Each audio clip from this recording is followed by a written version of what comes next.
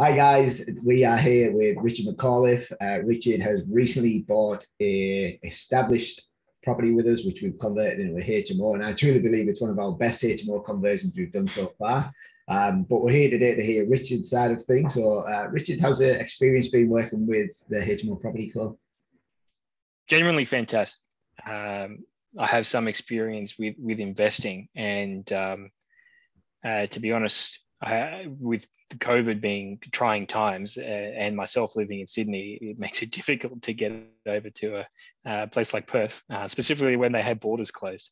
So knowing that I had you guys on the ground, and giving me video footage of the house on a weekly basis, accessible by phone, not 24/7 obviously, but with the time zone in mind, and always available for a chat, has made this journey genuinely stress-free. Well, I say stress-free. There's some stresses involved in taking risks in life, but knowing it's almost having your hand held along the journey, and it's good to bounce off ideas from experienced investors such as yourselves and your entire team. And I know I'm talking a little bit, but it's really important to get this message out early. As an investor and trying to, obviously maximize your return, but do some good for the community at the same point in time, it's very frustrating when you're working with people who don't understand what works well for investors. And so when you find an organization like what you guys are running, who have a series of professional investors looking to help other professional investors that are in the market, they understand the problems that you guys are facing, really makes a big difference into how you progress. You deal with a standard like property managers, for example, they don't know how to run an investment, which is really a side business. They really don't understand that, and you guys do, and it makes a big difference. It's subtle, but it's a big difference to how you handle the portfolio that you're trying to develop. You know what I'm saying? Yeah. Well, like I said earlier as well, I truly believe that the conversion we did on the property we found for you is one of the best we've done. And full credit goes to my team on that as well, because Scotty found it and Mel done all the renovation work on it. Take us through, whereabouts in the country are you? Based in Sydney, New South Wales. So the heart of Sydney, Parramatta. Probably won't like to hear that, but that's will be the second CBD eventually. So that's where I'm based. But so it's a 5-hour flight difference between two our locations. That's if you can get a flight over the last 6 to 12 months while this has been going on. But you're based in New South Wales, we're based in Perth. And the first person you dealt with at the company was Scott, who was my buyer's agent. How was the experience with Scott? Very good. So good we're doing another deal together, right? So we're on to number two. He was communicative from the start, and right at the start when contacting, very, very clear what it is that you want to do. Is there any specific areas that you're looking at? What's the range? And so when the hunt's on, you're not wasting any time, because there's a very clear scope that you're trying to find for. And so when something comes up, it's easy to press the go button, right? So at the start of it, very good. Very good. And then once we found the property, it was passed on to our project manager, Melissa. What was the experience? Melissa, sorry, Scott, Melissa was better. So I've run a few renovations before, and I'm in project management, so I can understand the complexities of what go on in this particular space. And Melissa maintained contact constantly. She set up a Monday board, or effectively a project management tool for you to be able to access, which could be done either via computer or the phone. And it was very convenient to see the messages going backwards and forwards from there. She also made the time to go out on site and manage trades personally, as well as provide almost intimate videos on a weekly basis as to what the progress was going. So you could see from the very start to what the very end was, and constant progress on the in-between. If you saw anything in the videos, you could point it out and you could have a conversation. Things got rectified. She was very good with her trades, and the trades are very, very responsive on those issues. So I mean, Melissa's piece of this puzzle is really the gem that holds it all together. I think she's been fantastic. So. Brilliant, brilliant. And from how long did the conversion take from start to finish? We purchased the piece of real estate in December, I think it was. It might have been mid-December, and it's a bad time. Of course, you go. It's right into the holiday period, Christmas, New Year's. So there's a few weeks that you lose there. But beyond the fact that we lost a few weeks as soon as we started the project, she actually had trades on site day one. And they were working during the Christmas break for a portion of it. And I think we finished the renovation less than 3 months, which was incredible. I was expecting longer, and it exceeded expectations in that regard. And do you know can you describe what the extent of that renovation was? Yeah, well, I mean, the house that we purchased was originally it was a 6-bedroom house with 4 bathrooms and a granny flat on the side, which was 2 bedrooms, one bathroom. There was a considerable amount of works that were done, which involved nothing structural. So it was a lot of internal like wall works, which enabled us to modify the house to 5-bedroom, 5 bathrooms, so that every individual room had the option to have their own private use. We managed to put a firewall in, so a separation wall between the house and the granny flat, because it was originally conjoined, and we didn't do a lot in the granny flat, but there's a lot of work around the cooling and heating. The floors got redone. Furniture package complete throughout the entire place. It was actually a pretty major renovation for it. Yeah, and then we were handed over to our property management team. And this handover was only recently, maybe 3 weeks ago. Yeah, about 3 weeks ago. Cool. I think we filled 6 out of the 7 rooms. Is that right?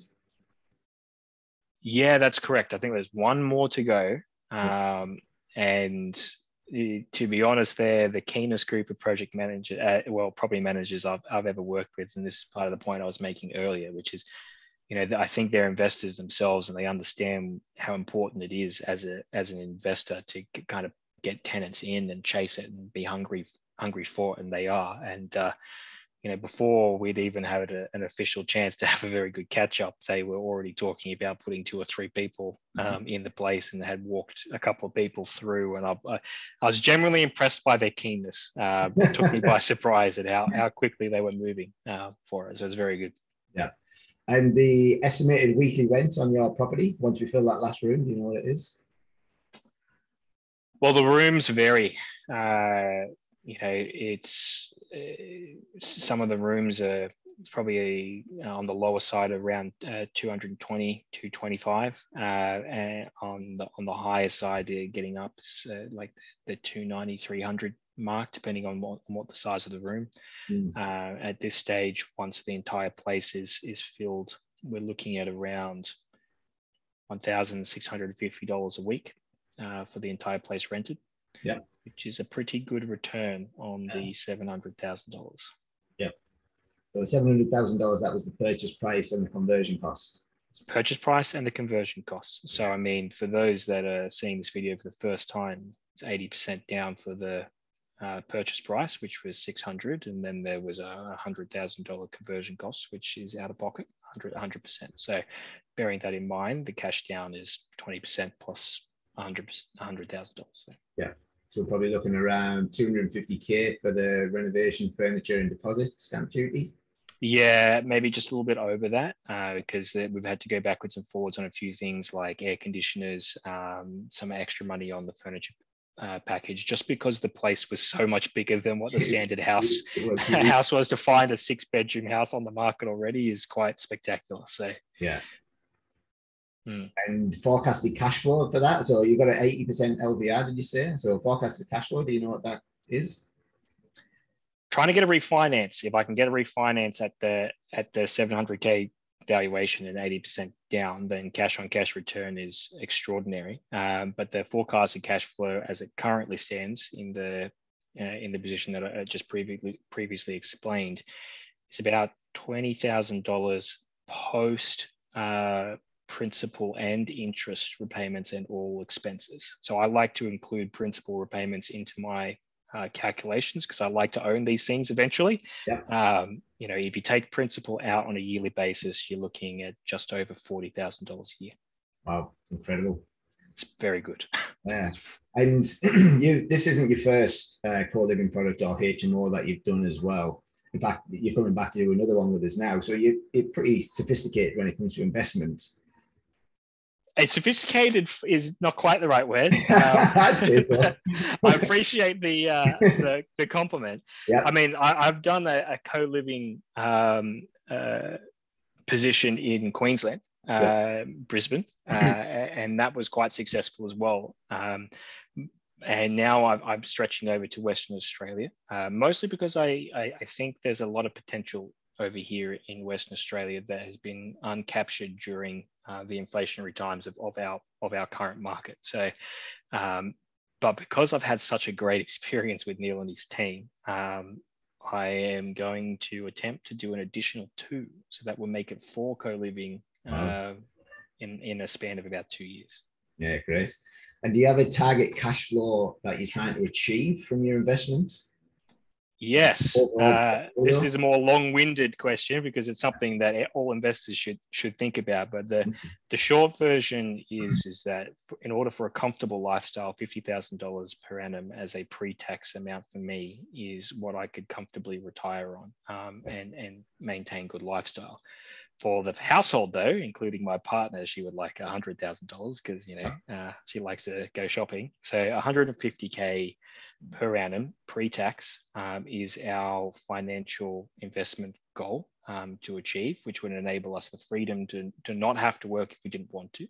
I do believe in working because it's quite good for the soul. But but beyond that, that's the goal. So, I mean, we're well and truly on the way. If you take a look at what Neil has been able to achieve for us and the numbers over the course of even a variable interest rate, more standard to what's been for a 30-year life, these investments pay themselves off in somewhere between 10 to 12 years.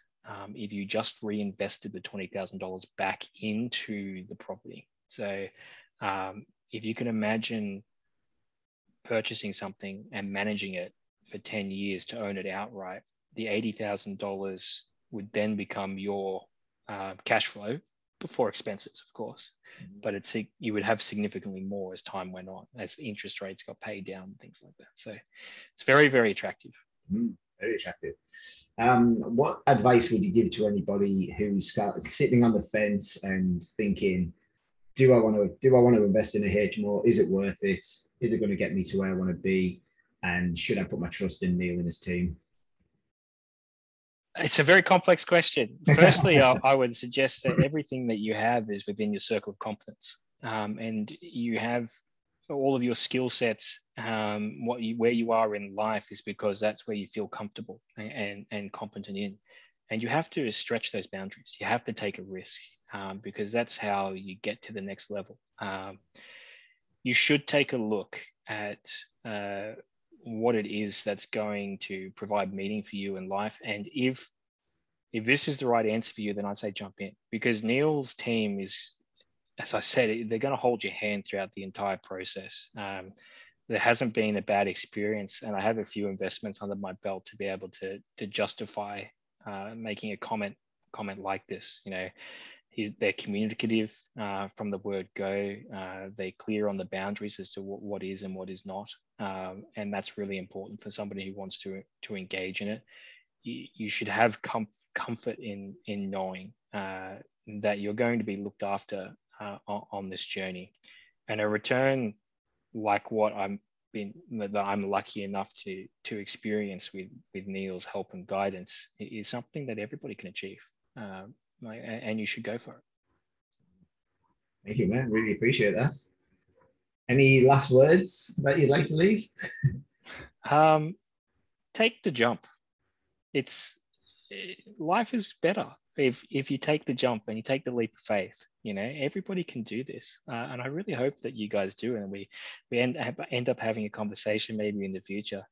Neil's been great the entire journey. He's helped out with issues that we've had along the way, because it's not problem free. And people do need to understand that, you know, it's not all rainbows and butterflies, but that's part of the journey. You become better for a person, as a person for it. Lifestyle becomes better overall. And I really do hope that anybody who sees this video does take that opportunity to really jump in, because they've got you back. And there's something about integrity that's sorely missing in this world, and Neil's team's got it. So yeah. Thank you very much, Richard. I really appreciate it. No worries, Neil. I really thank you for the time.